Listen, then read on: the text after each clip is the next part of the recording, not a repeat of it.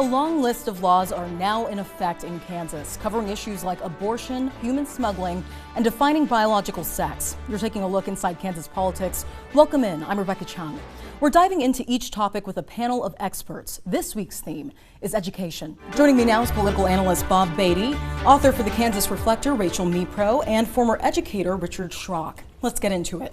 So education is always a major issue at the State House. This year, some of the education debates took on a new form. So one of the laws that passed would require separate accommodations for students based on biological sex. That's for school-sponsored trips. Now, I remember in hearings, lawmakers pointed to an incident in Eudora where a girl was forced to share a bed with a transgender student. They said that was a school-sponsored trip, but the superintendent of the district said it was not. Still, the school condoned the trip. So first up, Rachel, give us some context on this bill. Why do you think we've seen legislation like this introduced this year, and what are your thoughts on this new law? Well, that's a great question. This is one example of a woman's Bill of Rights. This sort of rhetoric has gotten into a lot of different bills and legislation, especially this legislative session. So I think it's based on this common argument that separation needs to be done based on biological sex versus gender. It's this Republican idea that, again, biological sex is separate from gender, and that one needs to be, like, again, a sort of example of what not to place. It's just this sort of rhetoric we're hearing over and over about the transgender community here in Kansas. And we're seeing it again in other bills like prison bills, jail bills, like a bunch of different unrelated examples. And this is just one little example that slipped in there. Bob, what's your take? Well, you know, the name of the program is Inside Kansas Politics. We can't escape the politics of this. This is a national issue that's been focused on by Republicans, and it hit Kansas really hard, but it actually hit Kansas hard in the gubernatorial campaign. If everybody remembers Riley Gaines and the swimmer talking about transgender athletes, and it continued into the legislative session. And so what we have here is a real sort of battle between the argument from many that, hey, this needs to be clearly defined, many Republicans, including the Attorney General Chris Kobach and others, many of them Democrats, but not always, who want a more nuanced approach that often say, let the school boards decide this, or let actually the individual schools decide this. However, what the legislature did was they wanted to put a law that covers this instance, you know, in terms of overnight trips, across the state, and not rely on the individual schools to make a judgment on it. And Bob, you make a good point about what we're seeing nationally, this large wave of anti-LGBTQ issues that we're seeing in education. So Richard, talk a little bit more about that, what we're seeing.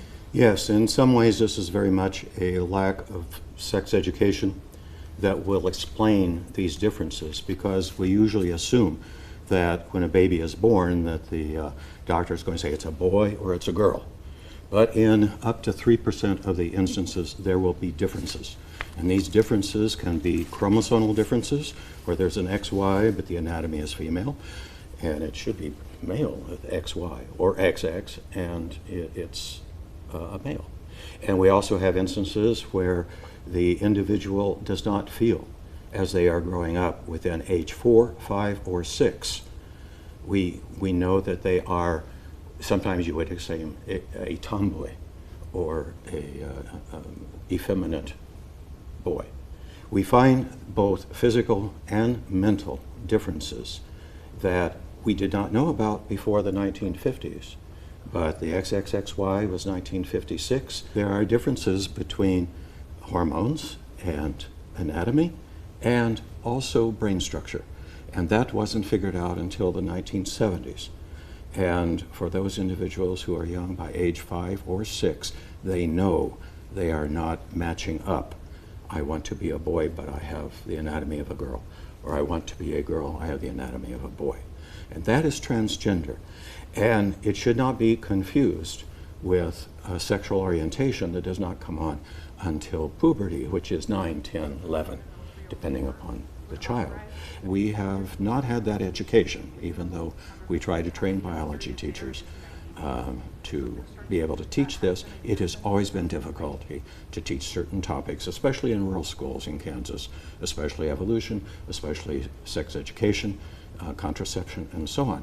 And so even though teachers that are well trained know these things, it is very difficult for them to actually educate the society. medical doctors, the young medical doctors understand this completely, and they are on the correct side on this. This is medical science is on one side, and the old ideas of biological sex, thinking it's very simple, male or female, that go back a long time, are on the other.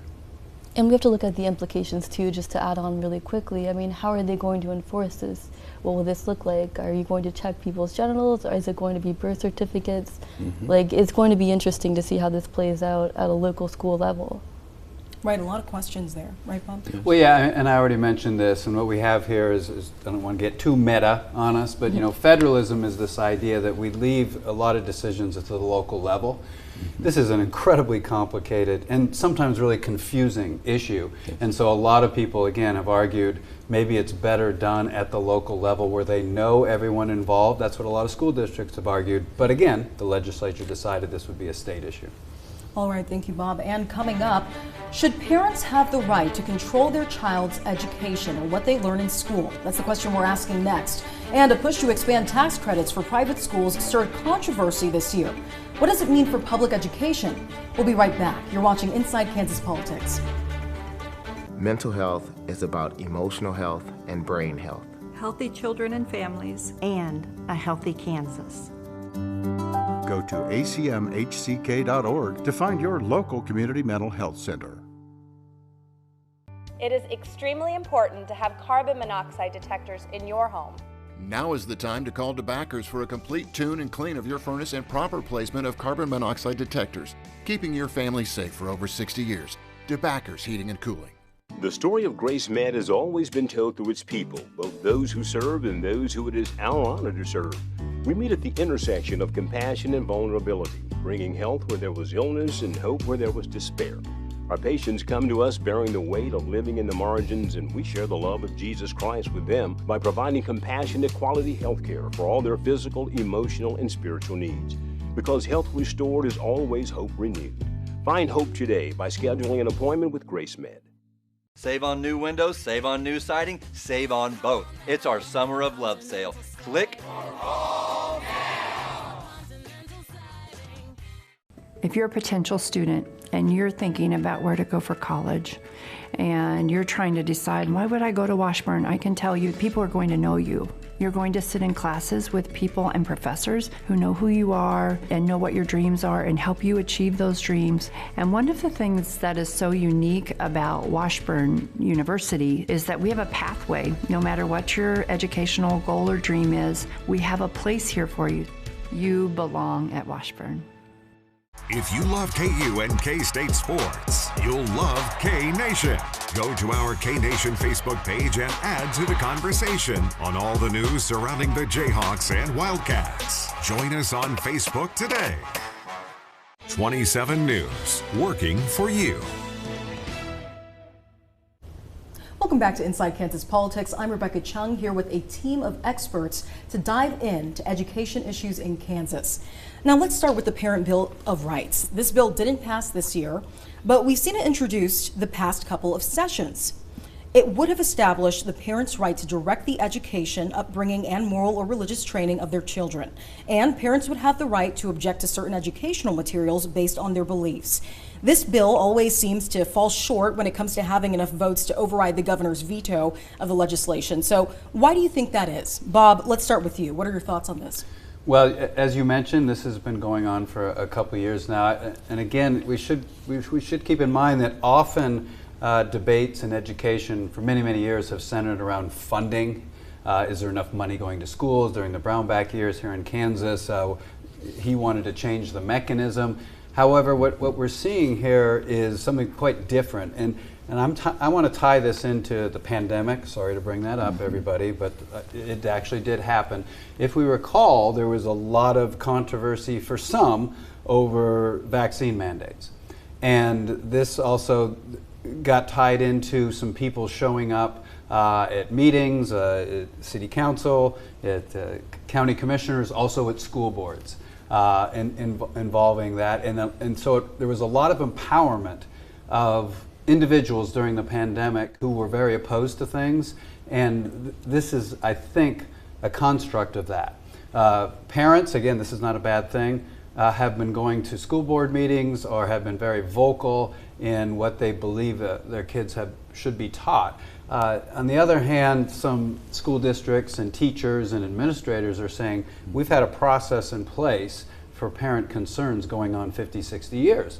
And as a parent, I know they're called parent-teacher conferences, where they hope to discuss with parents why they're doing. They show them the syllabus, they talk about what their child's doing. This is something different. This is parents who were going to meetings or going to the media or going to social media, Rebecca, and really sort of going at this issue, saying we're not happy with what our kids are being taught, and the legislature now, the last couple of years, has been trying to put in a bill to facilitate that. And the counter argument from many school districts is basically, hey, we're trying to teach here, 8 hours a day, trying to get the kids ready for tests, doing whatever we need to do. And this would add layers of bureaucracy, they argue, in terms of posting things and responding to things. So we have a real conflict going on in terms of those who argue that the accountability is already there. And the basic response is, hey, that's what we have school boards for.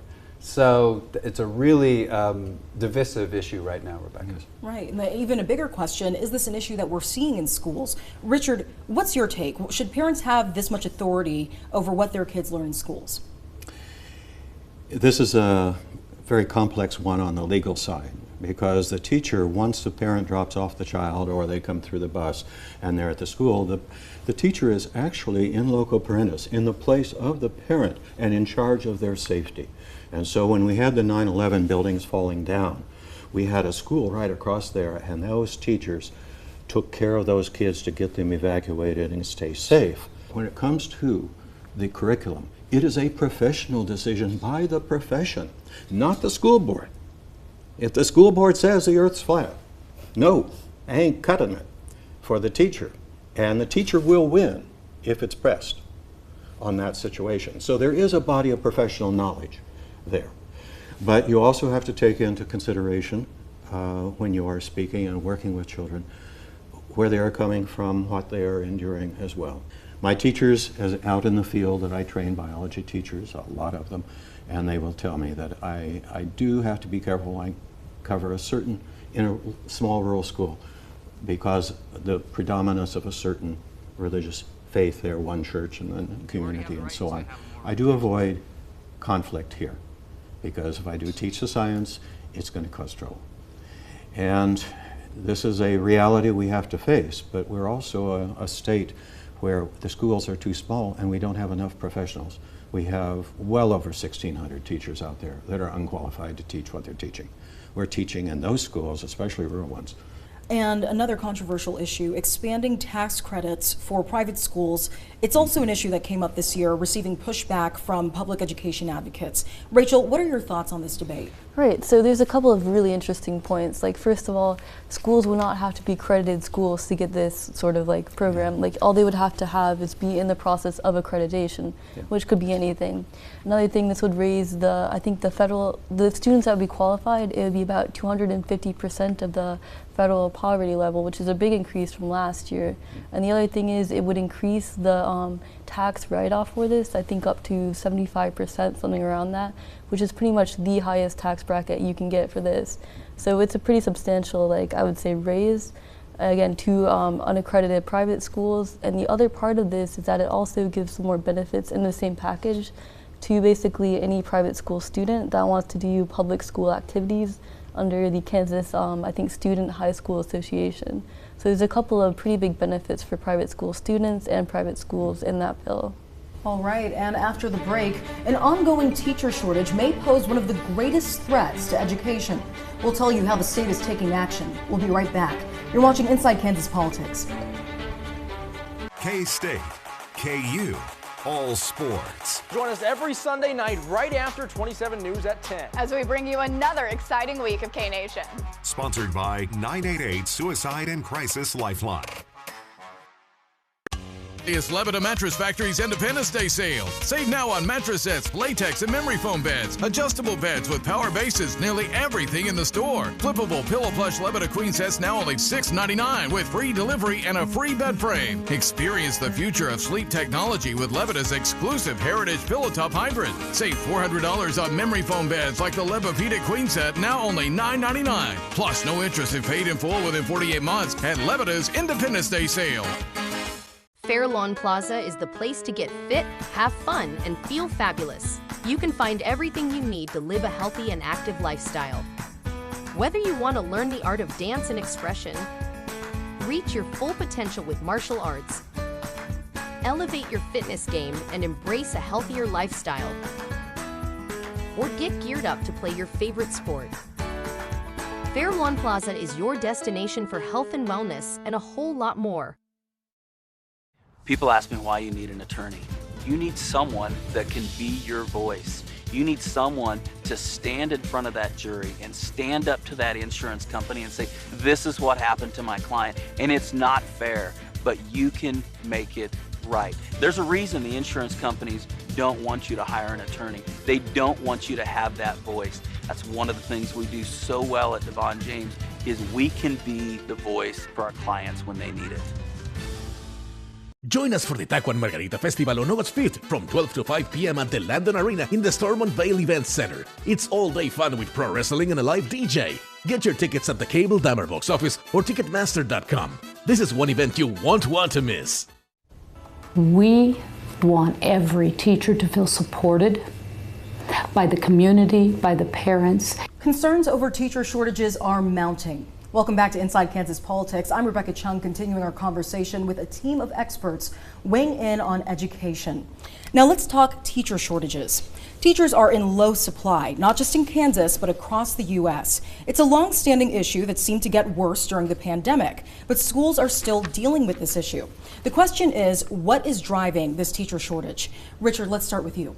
Very much. I have data that comes from when Andy Tompkins was the head of the KSD back in 2001, and the number started dropping as soon as No Child Left Behind was put in. Teachers were told directly, our school is dependent upon getting scores up on those assessments, so drop the field trips, drop the labs, drop anything except what's being assessed, and drill, drill, drill for the test. Now that, for good teachers, was an elimination of their professionalism. And I've got the graphs that show that each year after that, not only did we have retirements, we had people leaving teaching. And to go to other states, it was no solution because No Child Left Behind was across the board this same type of standardization through assessments. So like their children are on an assembly line, they all are to go out the same. But children are unique. They come in different, they should go out different. And teachers know that. And so that did not get improved when No Child Left Behind was updated as such. Then a second problem, and I got data also as well from the Kansas Board of Regents, and we're seeing the number of teachers in the education programs at all the state universities. And all at once, the state legislature takes away tenure for K-12 teachers. And within the next 2 years, there's a substantial drop in the number that go to college in Kansas to become teachers, and that's unique to Kansas. So according to the reports that are sent in, they have 1,600 people teaching in the schools that are not qualified. I can get to that number just counting chemistry, physics, biology, and rural schools in particular. There are huge numbers of people that are teaching that are not qualified to do that. And the numbers are going to increase. It's not getting better now that we're seeing teachers also being challenged even more than way back during the evolution creation debates from '99 to 2005. Now, the legislature has made some efforts to address this issue. A new law that passed this year is the Interstate Teacher Mobility Compact. Bob, what can we expect with this new law, and how effective is it in addressing the teacher shortage issue, do you think? Well, it's nice to have something positive to talk about. There's unfortunately a fair amount of negativity surrounding education, and to your point, you go back 20 some odd years and we've got things that are piling on top of each other that are causing these teaching shortages. I mentioned the pandemic before, and that was just like, if that was a body blow in a boxing match, what you were discussing, I hate to say it, not the knockout punch, but boy, that was a terrible blow for teachers during the pandemic.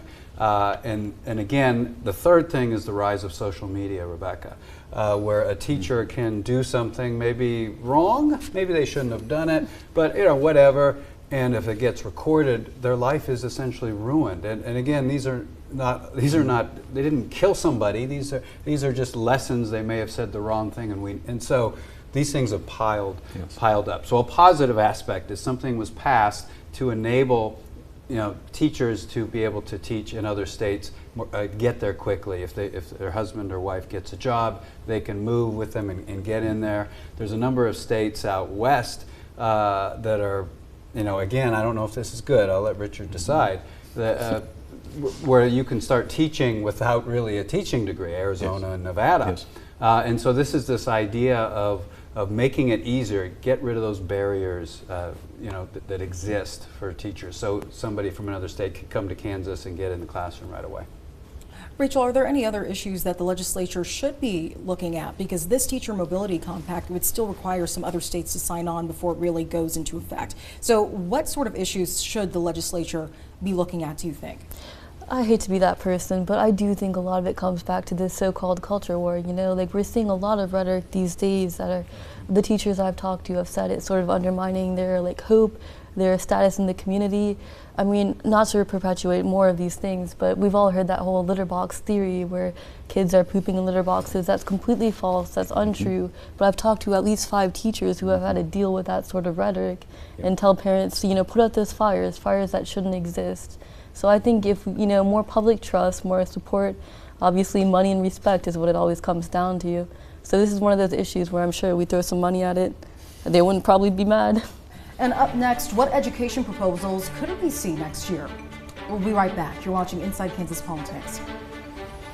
New Sound visitors, they become our family because that's the least you deserve. Listening to loved ones, that's a gift. New Sound will help you give that gift to your loved ones because that's the least they deserve. Growing the market for Kansas-made E15 is a win-win for Kansans. What's E15? It's fuel with 15% ethanol compared to the usual 10% in regular unleaded. E15 is more affordable, has better performance, and runs cleaner than regular unleaded, meaning Kansas drivers can go further for less. From helping Kansas farm families by stabilizing grain prices, helping Kansas become more energy independent, and adding more than 4,000 jobs in Kansas, more of our money stays right here at home because of ethanol. Visit fueledbykansas.com to find a station near you. Hi folks, Rodney Robertson. We have always been a remodeling company, but our name never had remodeling in it. Well, now it does. We have recently rebranded our company and the new name is Window Design and Remodeling. Still the same company, same friendly people, offering the same friendly service. So if you're thinking about remodeling your home, call Window Design and Remodeling today or visit our website. We are your home remodeling specialists. Don't lose Medicaid coverage in 2023. KanCare consumers need to update and verify their information, including your address and phone number. Use KanCare's online virtual assistant to ensure you're covered.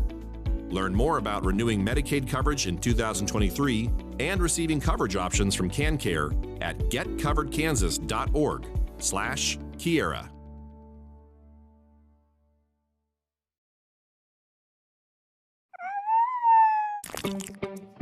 Oh no! Well, we better call Bob's.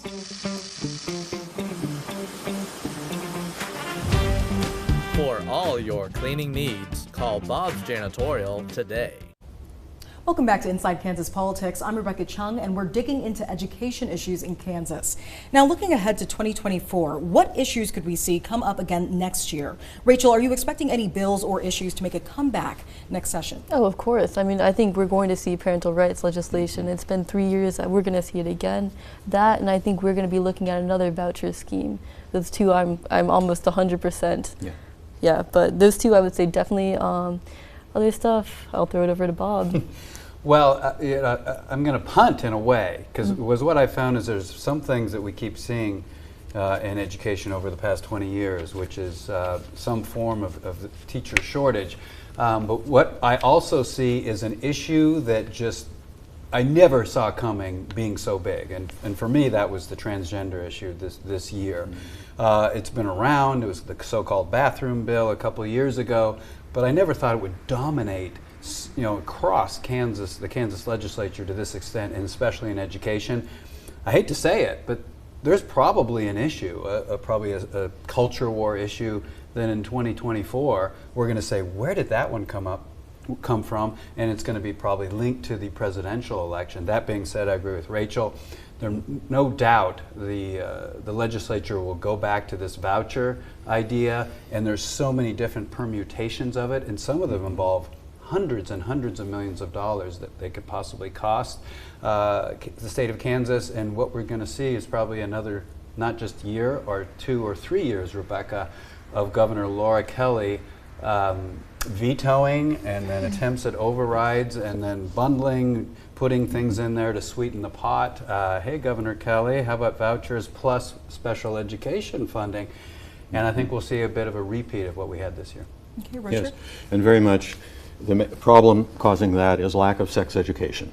And we have seen, however, over earlier Senate maneuvers for many, many years, an attempt to eliminate the exception from obscenity prosecution for teachers.